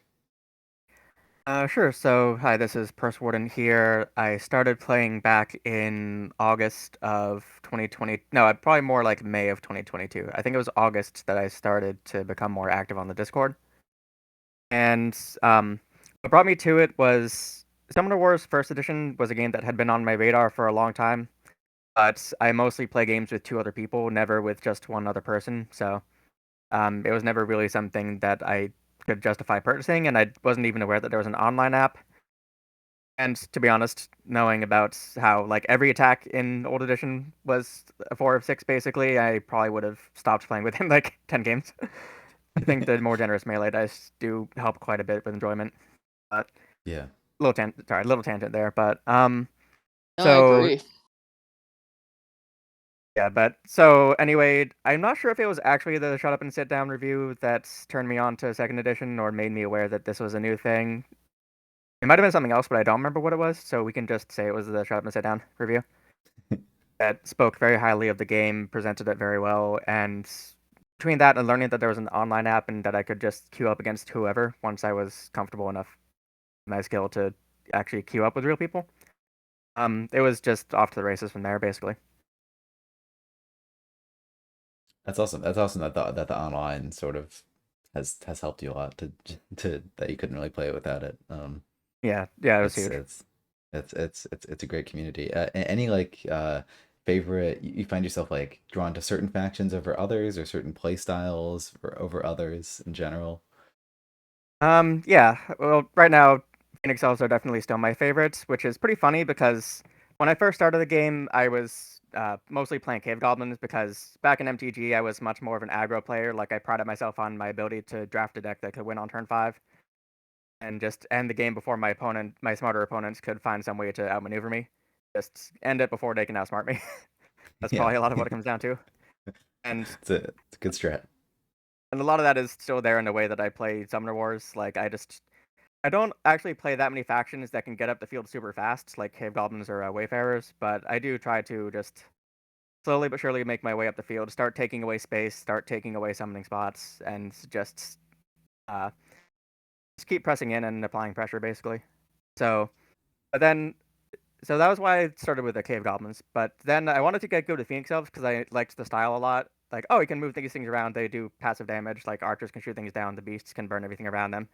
But once I started getting a bit better at the game, I realized that they kind of sucked. Like Yeah. Maldaria's ability just was not cutting it. It was way too Yeah, difficult to. old Maldaria wasn't very effective. The new one is much, much better. By the Oh Yeah, way, man. if I may interrupt you for a bit, actually, if I remembered correctly, you were the one to teach me how to play Cave Goblins because I was very horrible with that faction, and after a couple of games with you, I've become slightly less horrible. So thank you for that again. Oh, sure. To be honest, I didn't remember that was. I kind of forgot about that actually, but I feel like you. I feel like you tend to play on the more like loosey goosey side anyway, so I would have been surprised to know that you're not as good with the cave goblins. Yeah, Oh, you may have the right impression that I like Sky Avians, for an example, but Cave Goblins sort of boggle my mind every time I play them. Like I can do it, but it takes much more mental effort that it should have. I think I Not sure. say on every stream that Sneaks is much smarter than he lets on. Like, I'm just gonna bang that point home, is that Sneaks is the smartest summoner there to manage his scrum. oh yeah, the goblin summoners must be way smarter than the other summoners for all the stuff that they have to manage turn to turn. Sneaks is like Yoda from Empire Strikes Back. He's just pretending to be like that, and in truth, he's the genius behind everything. Yes. For sure. Well, maybe Adamant, now you could introduce yourself real quick. Like, what got you into the game, and what keeps you coming back? Uh, so the Summer Wars First Edition has been quite big in Poland for reasons that I cannot really explain. But the game took the attention of many people in several cities. There was quite a healthy player base there. I wasn't attending the tournaments those 10 odd years ago, but I've been playing with my friends. I've been playing other board games as well. Voltoyer / Handsome Chat, that is also a League player and a Discord member, is my real life friend that has shown me the game. And then I've sort of played it for a bit and forgot about its existence for a good 7 years or so. Around a year before the second edition has dropped, I totally into total no relation to this. I've tried to go back to the first edition, played a bit with my friends, and it was a very sweet refresher before the new edition dropped. And I was very happy because any reservations I've had with the first edition has been alleviated to a great extent with the second one. And I think it's a big improvement. I must say that we're quite lucky in Poland because, as mentioned previously, covering distance in Europe is much easier than in America. So even if somebody is on the other side of the country, it's not unheard of to have a real life gathering and play. At least half of the Discord members from Poland have seen each other once or twice, and it's a lovely way to also just have fun in this human to human way, not only to play game. So that's wonderful. That's wonderful that you got in with a live scene and have friends playing first edition. And then you started with Yeah, first but edition. Well, I glad to also hear that. appreciate what you've been doing here because arranging such live streams make us come together, and I always try to type on a chat whenever I see a familiar name in the queue or in league. But Yeah. this is like whole another level of banter when we can talk live and play. Yeah, for Oh, sure. absolutely. And I love the banter that that you two were exchanging in our chat the whole time throughout that game. Yeah, I was We've almost never worried we had were that. gonna. No, go I was ahead. almost worried we were gonna like run out of things to say by the time we got to the voice chat. But Yeah, yeah, but we banter a also, lot when we play against each other. There's a yeah, I'm lot of that. sure that it was organic. It's something that happens all the time whenever we bump into each other in the queue. How did you guys actually become friends on the Discord?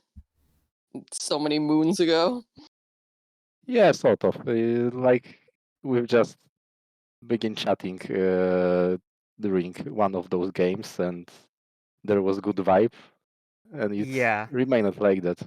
Pursewarden is a great spot, so not that difficult to befriend. yeah. I Oh, remember it was like one of the.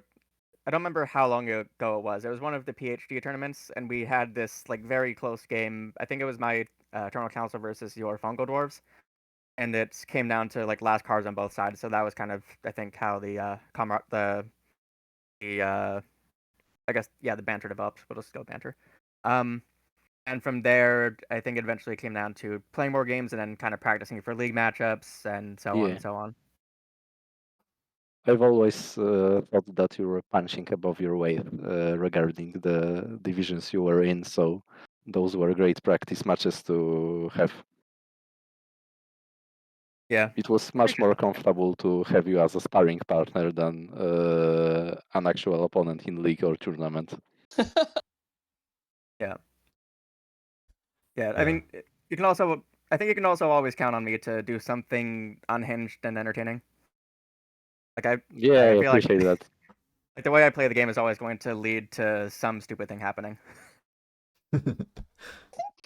I mean, all of us playing long enough will experience something stupid happening. But I've definitely found you a tough practice partner. Like I've definitely found you, focused and disciplined, and I need to be on my game. Really. That's been fun. But Definitely a longer journey through League for you than for I think a lot of other people just kind of coming back from D6 after getting knocked down. yeah, that one season in Div 5 was still it was still pretty brutal, but honestly, looking at some of the recent seasons, I took a look at even like Division 3 the other day, and those pools are all also like insanely stacked. Oh, I agree. It's kind of gotten monstrous. But, I think Yes. I take it a little bit less seriously now than when I was just first starting out in this game. I think with League, I was pretty intimidated by just not wanting to, like just I was more self-conscious about like what if I suck, what if I fail, what if I drop? And it's a Yeah. different mindset now with, what, this is how all of us have made friends. Just Yeah. these Yeah. practice games and friendly games. It's the kind of thing I would have definitely looked back on my younger self and just been like, it's okay to chill. It's really okay. You don't have all eyes on you. Yeah, that's much better mindset because the game is there for you, not the other way around. So I I just think, found League and competitive play intimidating. It's just not something I've done before. Is just be part of any competitive gaming scene. I used to do sports when I was younger, but just playing online was weird. Like it was not something I really saw myself doing.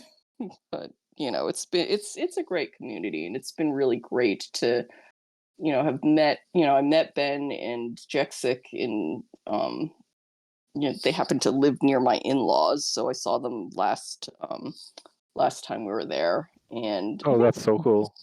yeah, and I think that kind of changed. Like it's just the in-person meeting is really just a different dimension. It's a different connection with the community, and that's a little bit how we ended up, you know trying out this format, and just getting people, to play games and also just to chat afterwards. Yeah, this is definitely the most that I've been committed to a community at least on Discord since I've joined it. I've been in other communities, but they've always had something that was a little toxic or a little off-putting. But here, it's no worse than just polite, well-reasoned disagreements about how strong you think this faction or this champion is, for the most part. Yeah, I just need to casually step in once a month and tell everybody that I consider Fungal Dwarfs OP, but Skill only issue. this. This is the only toxic interaction I am aware of. Yeah, So and well, for what it's worth, basically, I can throw some toxic like that and say that they're really not. I will throw out there that I'm 9-0 against them with Phoenix Elves. They're definitely beatable. And I'll just throw up this image of toxic mushroom spores because I find that hilarious. yeah, it's almost thematic. Yes, exactly. Yeah. I mean, you'll laugh, but I was actually having fun commentating that part of the game where no one on stream could see what was going on. It was just kind of hilarious to narrate that. But Yeah, I mean, yeah. I love the cinematic moments, and I love that Jexic and Aaron have actually brought Colby on stream and basically had him confirm that that's a design intent. Is just these moments when you can actually imagine, a volcanic blast going off, or maybe I don't know how you send a doom cultist over another unit to kill Maldaria. I don't quite have a visual for that. I don't quite know how that works in the movie reel in my head. She Other probably than just like jumps up and flips the bird at Maldaria, and it really hurts her feelings. She just has to sit down. In Diablo 2, there was this necromancer spell that made corpses explode with great damage. So maybe that's how Doom Cultist does this thing. Probably, yeah. Yeah, but I I want mean, to know it's how it teleports 2 squares on the board to do that. I want an explanation for how this exploding corpse gets so far. power of the spooky, I guess. Transcends big. distance. Yes. Transcends physical distance. I guess with Skeleton Archer is that it just drops dead, well, more dead, and you just rise from the dead whatever you've shot with the Skeleton Archer. That's how I Oh. would have imagined Wow. it, but Oh, that one feels easier. See, I imagine the archer dissolving into a pile of bones under the ground or something, yeah, and then exactly. just re-emerging back where it wants to be, which is where the unit it just killed is. No, I could totally see the skeletal archer. Yeah, I think need a it's just while. Yeah. yeah. It seems like with Soul Shift, it's like okay, well, this one unit died and it's left behind its skeleton, so now the archer is just gonna take its soul and jump into that skeleton, and then the old archer just drops to a bag of bones, and you've got the new one right there. Casually Oh, I take like its that. soul I real like that quick. better than mine. Yeah, it's just not stuff you'd think about that often, but yeah, a lot of it really does work. No, it's Yeah, funny. I've actually, always that's the benefit of real life games because you cannot like when we have this in real life meetup with guys from other cities.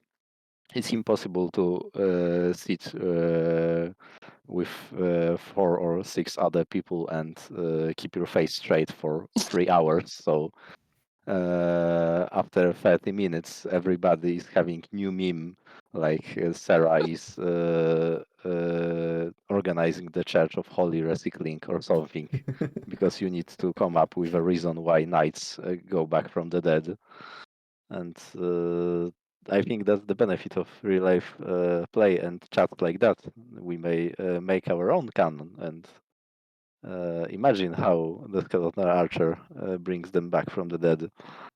Do you have anything agreed upon on from, within the Polish community, like in jokes that you guys know and we don't? Well, a lot comes from the meetings, so probably yeah, but not sure if I have anything that would be quickly explainable. That may come along the way, but maybe not right now.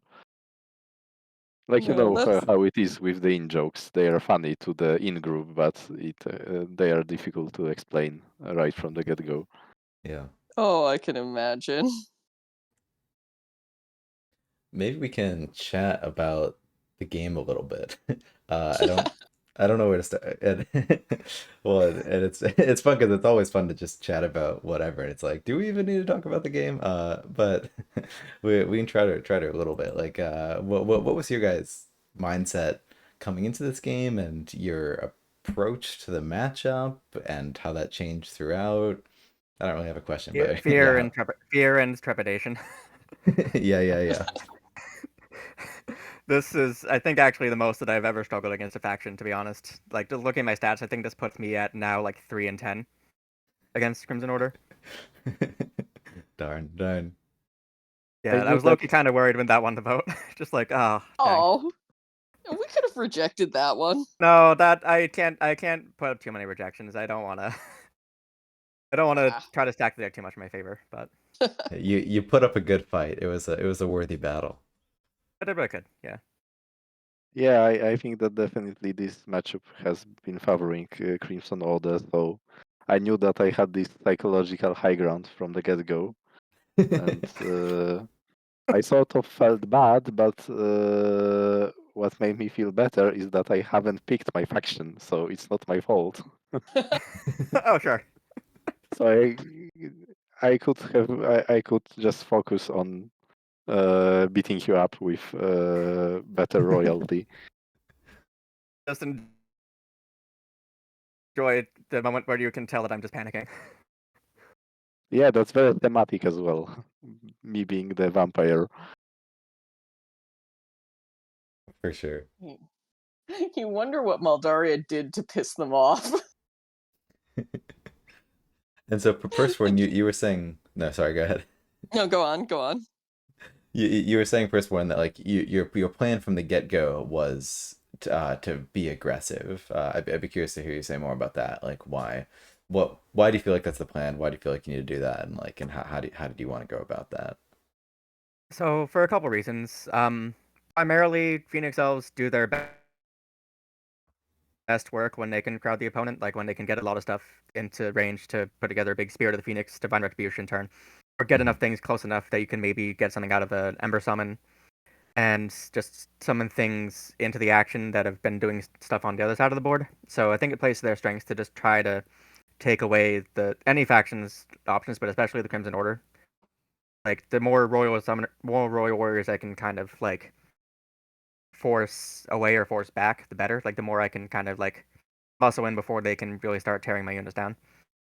And then also just I think the nature of Phoenix Elves with all the like auto damage is just that they have to string together big turns, and you can only do that so often against a faction that naturally has so many spawns like Crimson Order. So I just knew that Phoenix Elves were not really built to win a late game against a faction that can like crowd the board that quickly. True, you are on kind of a timer with how many big turns you can get. What did you think of Waterdee's advice of like, but you can summon all three champs? No, I don't see where you get the time. Royal Warriors, again, I think it's largely, I mean, if the two cost was like almost anything besides the Warriors, I could see it, but like those guys can just take your units down so quickly that they don't, I think, actually leave you the time to just play your hand at your leisure. Mm-hmm. No, I hear that. Ben And and I and were saying at the top that we don't know how to face, we don't have the answers either on how, how these matchups shake down in the long run. yeah, we have no idea. Just having fun. I mean, all of our commentary is speculation, really, in our matchup overview at the beginning. It sounds like Adamant. I mean, I guess a lot of your play was reactive at that point, just being on the back foot against Maldaria. Is that sort of what you expected from this matchup to have to sort of recover and build up a board state, or you say you're sort of just sitting back and cackling evilly? What what's been going through your mind as the game unfolded? You're pretty much on point. In all seriousness, though, as Pursewarden has said, he had to take the initiative and make Maldaria come to me, so I could just SIP it and sit back and relax and kill whatever comes to my backline. A couple of those explosive turns made me a little nervous, so I had to clog the board a little so Baron can survive. And at that point, as you have said, I just had to react to whatever came onto the board. It's hard to come up with some longer running strategy when you are on 45 minutes clock. So I just wanted to make sure that after every turn, I'm more or less safe, and I might benefit in the long run on and win on economy. There was those two turns in the mid game, somewhere around the Maldaria 1-on-4 with that I've decided to bait and keep Dimmer close enough to Maldaria to invite her forward, so I couldn't close on her. But I must say, Pursewarden, that you've done a great job with retreating with this 1 HP left and clogging the board even more with gates. It was a pain, such a pain to hunt you down. Yeah, it was. If not for that last Doom cultist, the runaround was almost there. Not Yeah, for that yeah, last yeah. one. I think that even if I haven't got you there, I could have just stay back and ping your walls and wait until you just cannot stay back due to attrition damage, and I would have got it anyway at this point of the game, but it was quite even for the vast majority of it. Like, it was an uphill battle for you because Theo clearly counters Phoenix Elves in many ways, but you've done a great job with evening that out. Thank you.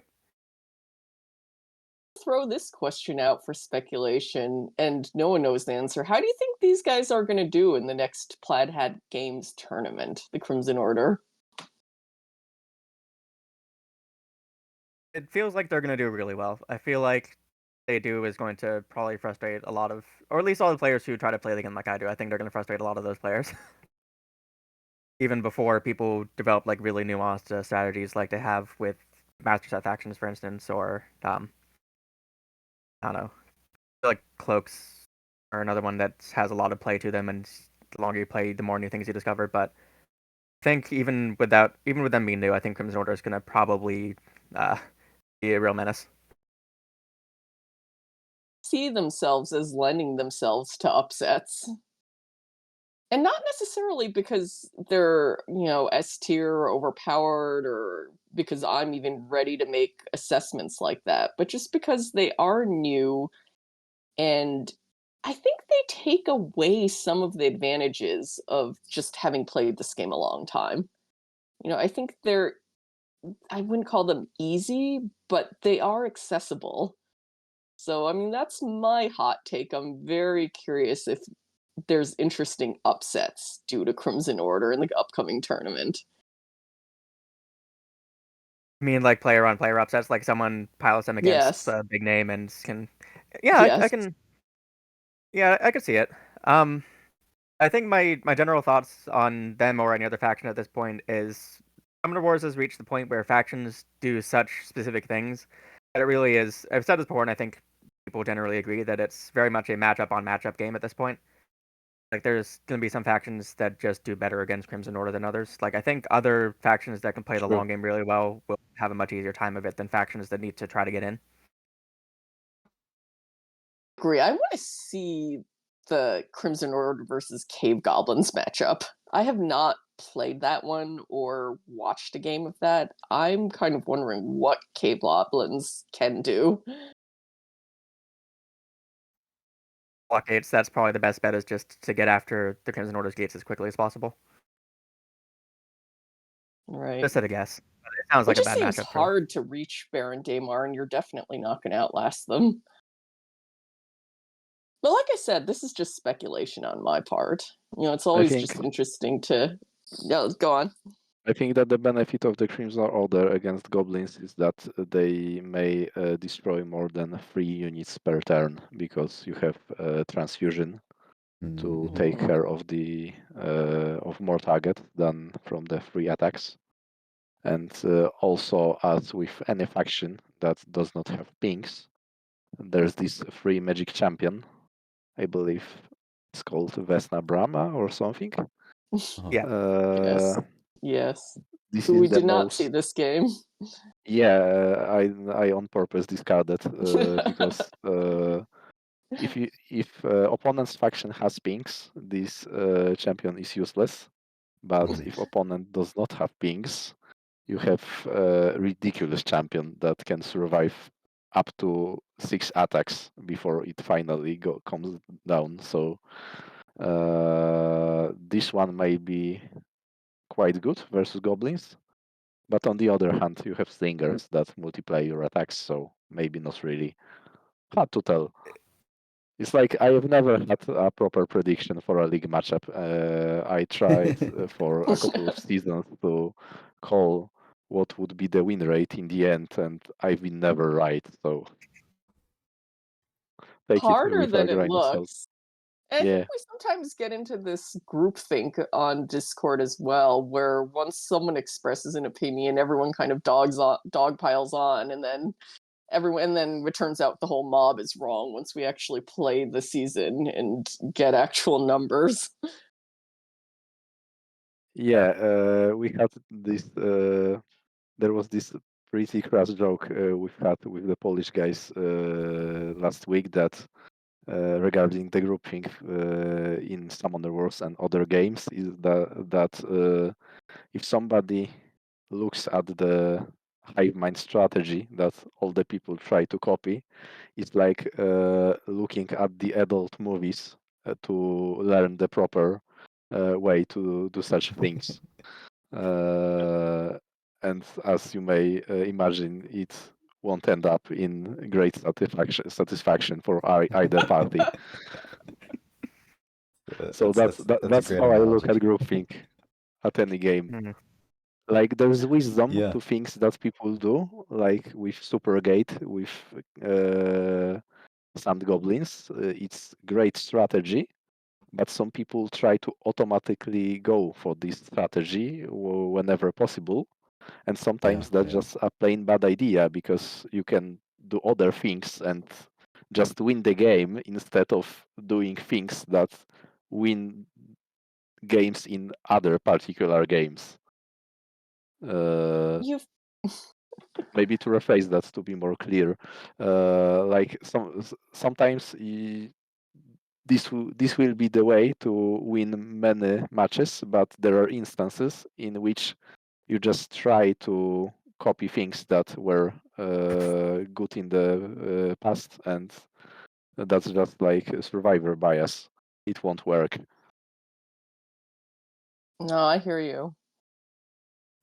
Yeah, no, I feel like that's sort of something I've always said is like beginners like just play the game, just have fun, like and like reading the guides and whatnot, like you can get bogged down. Like it's definitely a personality thing, like and I think and if like reading guides makes you feel more comfortable to approach the game, like that's great. But like it's you're totally fine just figuring stuff out on your own and it can hurt you to have someone say this is the way to do it and because maybe it's not, and you can figure that stuff out on your own, and just play the game and have fun. Yeah, or The at the Exactly. very least, personalities. No, go on. We're all talking at once. yeah, or at the very least, if you are curious and like you're a new player trying to get better, then after you've played those games, then maybe the person you played against can point out, oh, hey, I noticed that you're pretty conservative with your discards, and so that made it really hard for you to mount a counter response Uh-huh. when I put together Uh-huh. this really strong turn. So, like when you can actually point to things that have happened and that have worked and that haven't worked, that's where you start to really develop. Oh my Yeah. goodness. Sometimes a lot of times, the best person you can learn from is just that most recent opponent, like Mm. right after the game. It's fresh in everyone's heads, and you're Yeah. not discussing anything theoretical. Yeah. Again, this is new to me. I never really thought I would be this, deep enough into a community to actually be exchanging table talk with strangers. Like, I had fun playing on the app, kind of semi-anonymously. I mean, completely anonymously. But I definitely don't think it would have had staying power for me if I hadn't joined the Discord and, had people to actually talk about games with. The guides Yeah, I were nice. agree. The guides were nice when I knew no one. When I was just looking for passive content I was looking to passively and anonymously ingest content. I definitely appreciated the guides and the people who put effort into them. But, I can't say enough how different that is from just chatting with your opponent right after the game finished. Hmm. It's Oh my god. immersive learning, so naturally it will lead to better information retention because you live through the experience instead of reading about it. Hmm. Hmm. This watching games has gotten easier as I've gotten more experienced. I definitely remember at the time when level 3 CPU was doing his Summoner Showdowns. Like, I really appreciated the commentated games because there were other times I would click on a tournament game on something and watching on my own, I'd just be like, I don't really know what's going on. I just sort of switch off and get bored because all I see is units attacking each other. Yeah, So I definitely I can relate to remember that. I definitely have found game watching to get easier, and I get more out of just watching a tournament match now than when I was starting out. There's just more things that I know to look for and more patterns that I see, and it just makes more sense and it's more enjoyable. But definitely part of the reason that I said yes when Ben asked if I wanted to do something like this was because I do remember what it was like when I just wanted a guide while watching games because I don't know what's going on. Like, I don't know what makes these two players good. I don't know what's interesting about this game. So, I mean, I think it's really a balance between just playing a lot and, having some of these things that can give you handholds and footholds as you're climbing up. True. But you also need to remember that you kind of develop your own playstyle and reading through a guide of somebody that has totally different mindset during the games might be counterproductive because everything you read might go against your own instinct how to make moves. It's like my issue with handsome chat is that even if we wanted to backseat each other, it is impossible to give each other a piece of advice because like uh, each one of us has 1 or 2 thousand games played, but we still play completely differently with Hmm. every Hmm. faction. Like there are maybe 3 out of 20 factions that we agree on how to play with, and everything else is a huge disagreement. What would be the optimal move in such position? It's That's such a rare fascinating. occurrence that whenever we agree on something, we assume that it must have been the perfect move for that instance because it's so rare that we agree on something. It had to be the right course of action. There are so many Yeah. debatable positions for us. I would love to hear more about that. I would love to just like lock you guys in a room and like go through a game like turn by turn and just hear all the different perspectives. Because yeah, that's just fascinating when like a game like this that people have played thousands of times, like, and we still can't agree on like a simple line on turn by turn. Like Yeah, that's just awesome. It speaks to the depth of the game. Or they can just be like, okay, I see your point, but that's boring. I'm gonna do something else anyway. And that's fair too. true. Enjoy the tier list arguments on Discord, not because I even really care about the tier lists, but when it actually unpacks something about strategy. I don't necessarily care which units, rank where they rank relative to other units, but when people starts arguing like, like no, but you can put like the way Adamant, the way that you stack all those what are they called? Those axe guys under bears. Like I love Yeah, that. I love that as well. But I mean, I Nuclearly think powered bear is amazing. but I just love when an argument about tier lists leads to people discussing strategies like that. Like I don't care about the tier list, but if I hear you jump on and defend bears because you can put a million, what are those things? Ice smiths. You can put a Ice Smith, million yes, ice yeah. smiths under them. Like that's where it gets fun for me. I don't ultimately care whether bears are B tier or C tier. I just want to hear someone leap into the fray and defend putting ice smiths under them. Yeah, I love That's being where publicly wrong, so be my guest. I will do this many times, I'm sure. I haven't had a chance to try that. To be honest, I feel like I summon ice smiths to die, and I never know how on earth you get so many of them underneath the bears. But I just love that it's this strong play that's not at all meta and that seemingly no one else has managed to replicate. Or You maybe know they what's have. really funny? When you use Ice Ram and Glacial Shift, N, you use them not to deal damage to the opponent, but to push your own bear 4 or 5 squares forward to hit the summoner. This is something nobody expects. And whenever it lands 6 or so damage, it's so satisfying. Like Oh my imagine the gosh. the bamboozlement on the other side when that What happened? happens, when somebody drops the strongest combo just to go face and smash Have you with ever bear. done that and gotten Yep, no specials? yep. And actually, I've taught that one to Vexer, and I believe he has used it once or twice in tournament or league games because it's so unexpected. People leave an opening to do so. So you might as well, right?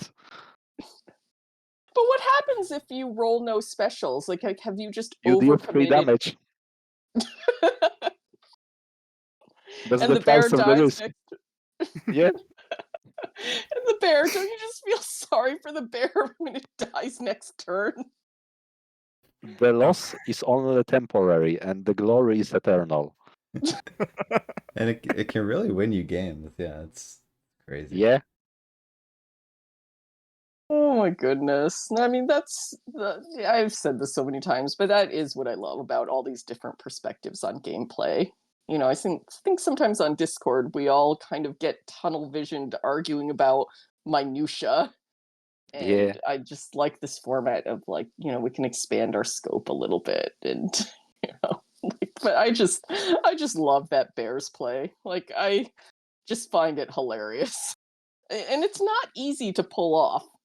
I don't play Polar Dwarves that much, but it's really hard to copy and even just a specific mood as that or move as that to just be like, I'm gonna be like Adamant today, and I'm gonna try and stash as many ice smiths as I can under this bear. Sometimes the game state doesn't lend itself to that. Maybe something true. about my burn rate doesn't lend itself to that. I've sent my ice smiths out to die, and I can't afford a bear. But it's really hard to copy someone else's signature move. And that Yeah, one I have tried. For sure. That one I have definitely been like, man, this is not as easy to pull off as it looks, but it's so cool when Adamant does it. thanks, I'm flattered. Haven't thought it's that much popular. Like the most outspoken person about it has been Massimo. That I believe there were 3 instances in which he has commented that he does not agree with this move. So I'm glad I finally have some support for that. I usually join in arguments about whether this move is good or bad or situational.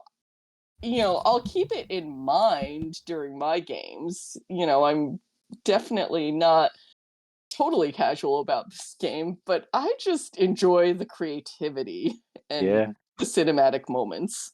true. The creativity of just doing something different with these factions we've all played a million times and these cards we've played a million times, and somehow through whatever design genius that Colby and his team have put into this game. There's just something so unexpected, like like that Bears and Ice Smiths play. And it's true for I think almost every faction. Like there's just someone that does something unexpected that you'd think the community would have figured out by now, and it's still fresh. Yeah, it's But an yeah, emergent gameplay. Exactly. yeah. I just enjoy like Massimo being just somehow like offended by those bears. Yeah. Like just they bother him for some reason. Yeah, and you could Yeah, just get in I such wear it. yeah. I wear it with pride that Massimo does not agree with this move. It makes it even better. Yeah, for sure. You just get in such heated debates over like, no, like you really can play aggressive Skyspear Avians, like they can really do it and just trap them, and other people just like, no, you always have to hang back, and it's just yes, it's Yeah, so many or things like nowadays that. aggressive Maldaria with her 9 health is actually great at aggro. I wonder how many people do play her that way now, but that's kind of what surprised me with new Maldaria is just that you can fully chase people out of their own turf Yes, with Having aggro Yeah, play. that's experienced amazing. that against you, I'm a full-on believer. Like having experienced your Phoenix Elves, that definitely opened my eyes to, you know, I'm really how I almost think they should be played, or played optimally. Yeah, you really do need to get the most out of their big turns, and what better way to do it than to make sure that you're like right in front of everything. Well, like I said, when I said on stream, it just feels like this tight resource management puzzle to like, and I think what you said about maximizing the big turns kind of hits the nail on the head. Like you're not given a lot of margin. Like there's not a lot of fat in the deck. There isn't like a 5-cost unit that can just soak damage. There isn't a 4 attack unit other than Maldaria herself. So you don't have like these margins of error that some of the other decks have. It just feels like you're running a really tight ship to for sure, just maximize every turn. Yeah, I was for talking sure. to Shibata one time, and he called them like an island of misfit toys, the commons, because they're all like slightly under curve, but they kind of have to be, or else Spirit of the Phoenix would be completely nuts. Yeah, So in a vacuum, none of their commons are really like that good, except maybe you could argue Beast is like pretty good. It is pretty good, but everything else kind of sucks. So you can't really just lean on a broken common like on like a True Seeker or Guild Gunner level of common to win you the day. I still think Or a that Ember Royal Mage Warrior. is OP at some matchups. In Like Sorry, some, what? yeah. What's I OP? shall defend Ember Mage to death. It's not bad common Interesting, by any mean. interesting. No, not at all. I mean, they're like it's all these it's matchup dependent, which is Yes, why at some level these tier lists are kind of silly. Of course, Vesna Brana is useless in this matchup, but great yeah. in others. But again, I see the tier list as a starting off point. It gets people to throw when it gets people to throw concrete examples into the argument, then they're just a fun conversation starter. When people get really theoretical, it kind of veers into what are you actually arguing about territory. It becomes a Yeah, case study. yeah, yeah.